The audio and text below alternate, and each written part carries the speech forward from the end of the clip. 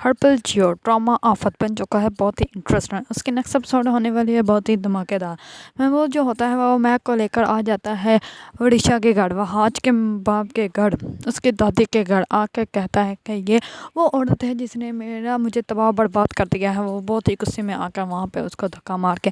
کھیل دیتا ہے اندر، وہ کہتا ہے کہ یہ وہ عورت ہے جس نے مجھے تباہ برباد کر دیا ہے، میرا تمام پیسہ ختم کر دیا، میری تمام پراپرٹی یہ کھا چکی ہے، اور اب آپ جو لوگ چاہتے ہیں کہ اس کو بھی بوجھ میں اٹھاؤں، اس کو بھی رکھیں آپ لوگ اپنے پاس، جیسے آپ لوگوں نے وڑیشا کو رکھا ہے ویسے مہک کو بھی رکھا ہے۔ میں مہک کو اب اپنے گھر میں نہیں رکھ سکتا، میں نہیں اب اس کی اخراجات پورے کر سکتا، جس طرح کے اس کے فیشن ہے میں نہیں پورے کر سکتا، سب کچھ اس کو میں نے میسر کیا ہر دفعہ۔ اس بار مہک کا اس پر وہاج کا باپ کہتا ہے کہ تمہیں ایسا کہنے کی کوئی ضرورت نہیں ہے، جس طرح وڑیشا اس گھر کی بیٹی ہے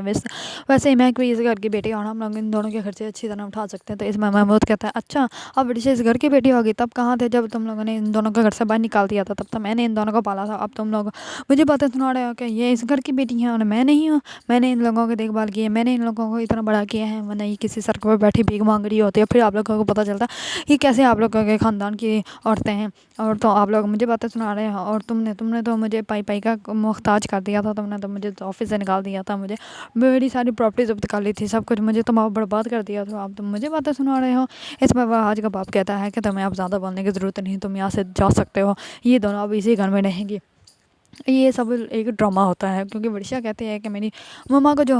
نا میرے پاس بھیج دو۔ اس پر اس کا باپ کہتا ہے کہ ٹھیک ہے میں کچھ پلان کرتا ہوں، تو یہ وہ ساری پلاننگ ہوتی ہے مہک کو اس گھر میں انٹر کروانے کی، اور جیسے ہی مہک اس گھر میں انٹر ہو جاتی ہے تو مہک بہت زیادہ خوش ہوتی ہے، اور وڑیشا اور مہک بہت ہی زیادہ خوش ہوتی ہیں اور گلے لگتی ہیں اور کہتی ہیں کہ ہمارا پلان تو کامیاب ہو گیا۔ اور جیسے ہی محمود گھر چل جاتا ہے تو مہک پیچھے سے کال کرتی ہے اور کہتی ہے کہ ہمارا پلان سکسیسفل ہو گیا ہے، اب بہت جلد میں ان لوگوں کو اس گھر سے نکال دوں گی اور تمام پراپرٹی ہماری ہوگی،